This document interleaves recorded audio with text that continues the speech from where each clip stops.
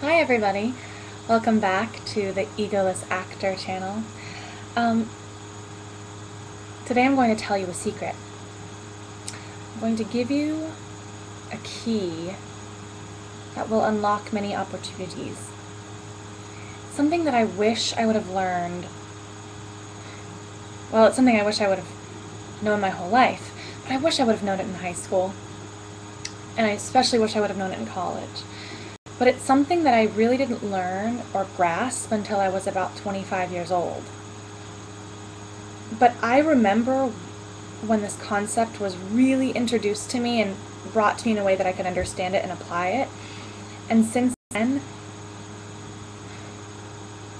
my career has not been the same. I have worked pretty consistently, and I have more friends than I've ever had in my entire life, and I'm happier than I have been in my entire life. And I work hard at that. In a lot of ways, to better myself, to practice, to strive to be my best. But this key is a huge component in all of this growth and the results that I've seen. Are you ready? It is learning how to be happy for the success of others. Maybe for you it's easy. Maybe that's how you were conditioned. And if that is wonderful, and I hope that it is something you can share with all of those around you. But for those of us who that didn't necessarily come naturally to, doesn't come naturally to, I'd like to talk a little bit about it and share some ideas of how maybe that can change, and how maybe that is the very thing that is blocking you from the abundance and prosperity in your career. So, we are conditioned, I think, in a way, to not be happy for others. I mean, this comes to me because currently I'm babysitting a 3-year-old a lot, and we play Candyland a lot. And I can't win. He won't let me. He will physically close the board and put it away if he thinks I'm going to win. And I try to teach him lessons and say, it's okay, it's a game, but he will cry, he'll get upset, and when he's winning, he's like, every time he'll move his piece, he's like, I'm winning, I'm gonna win! And I say, okay, but that's not very good sportsmanship, that's not very nice to the people around you. It doesn't even go in one ear, he doesn't, just right over. So, you know, at a really young age, or you watch two kids playing together and one of them's playing with a toy and another one takes it away, or one of them gets a toy and it's instantly, you want the toy, you have to have it, it's about you. So there's nothing wrong with us. This is the way we've been most of our lives. But now that we have this awareness, we can start to shift it and shift our perspective. It's not like, oh, you have something wrong with you and we're going to fix it. It's just a little perspective shift to show you that it's your ego that labels the winner and the loser. And it doesn't have to be that way. And that, as we spoke in the last video about how powerful our thoughts are and our words are, and our energy is, it's the same way in this. When we align with jealousy and resentment and doubt of ourselves, that's what we're going to create more of. We just are. It's just the law of the universe. So what are our core beliefs? So just think back to a recent time in your past when somebody you know got something that you wanted. Maybe on Facebook you saw this. We talk about this a lot in A Balancing Act, the Facebook practice. And so maybe you saw that somebody booked a show, or maybe somebody got engaged, or maybe somebody bought a home. Maybe somebody got accepted into a fantastic school that you didn't get into. Somebody got into a group that you didn't get into, a class, or just not necessarily that you didn't get into, but that you would like to also be a part of. So think back, try to think of a time that somebody got something. I have something in mind. Somebody got something that you wanted. What is your immediate reaction? Where does your mind instantly go? Maybe go beyond your thoughts. What does your body do? Can you imagine that time that you found this out? What does your body do? Does it tighten? Do you go in? Do you feel a knot in your stomach? Do you tighten in your chest? Do you feel like a lump in your throat? What happens? We're usually so unaware of what's happening. And then it ripples. The next thing you do, it affects how you talk to somebody. It affects that. We're so unconscious. So start to notice what happens. You don't have to change it right now. Just notice. Notice, what dialogue starts going on in your head? Is it, oh, life's not fair? Or I can never catch a break? Or what about me? Why didn't I get it? Or when is it going to be my turn?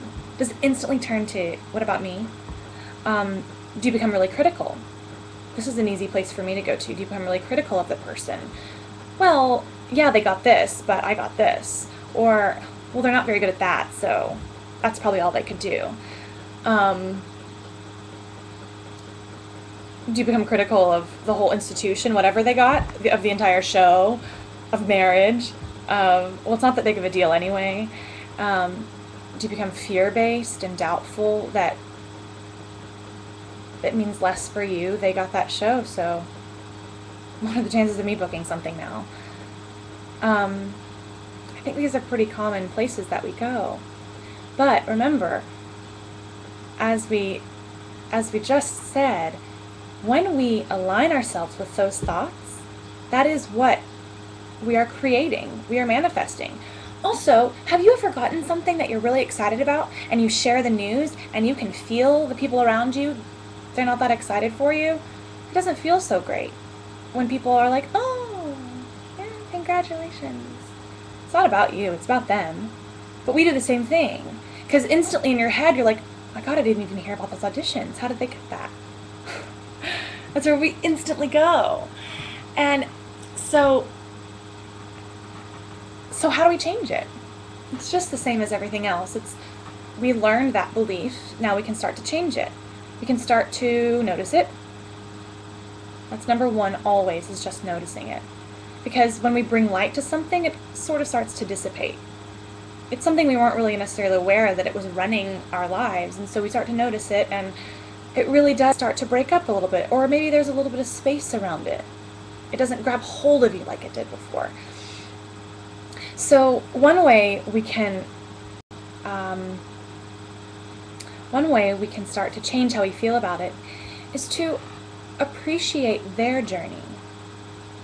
Instead of making it about you, appreciate their journey, how hard they've worked. And even if it seems like they haven't, I guarantee you they have. Some people, the people that it just seems so easy, everything comes so easily to them. I promise they've worked for it. It's just their path, and it's not about you.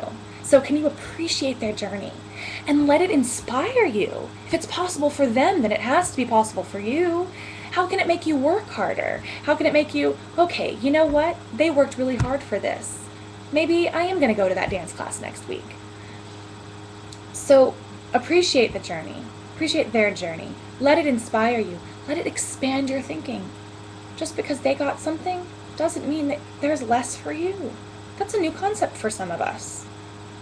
We instantly think one person booked a show, booked a role, that's one less for us. But maybe we can expand that thinking and think, oh, it's limitless, this universe, these opportunities.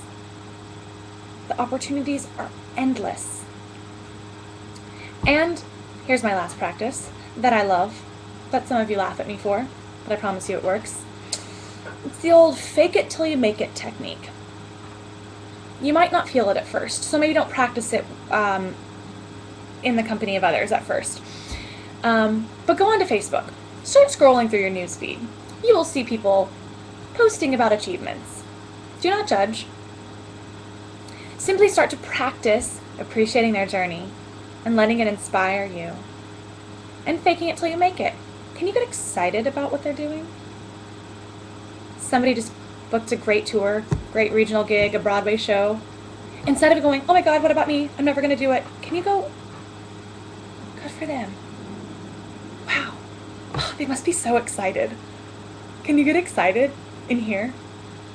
Like, Can you feel excited? Maybe tears come to your eyes. Maybe you feel your heart just go whoosh and it just opens and expands. When you align with that excitement, with that joy, guess what? It's gonna come to you. In the form of what? Who knows? In the form of love, in the form of light, in the form of new friends, in the form of new opportunities. So which do you want to choose? Align yourself with the jealousy and resentment and fear and doubt, or can you choose to align yourself with the excitement, with the endless opportunities, with the joy, the creativity? I promise you that you will notice a difference. Not overnight, and it is a practice. So again, compassionately begin to notice, with patience, with understanding. Use your journal, it's a great tool. And as always, feel free to post questions or thoughts, as there will be more of these.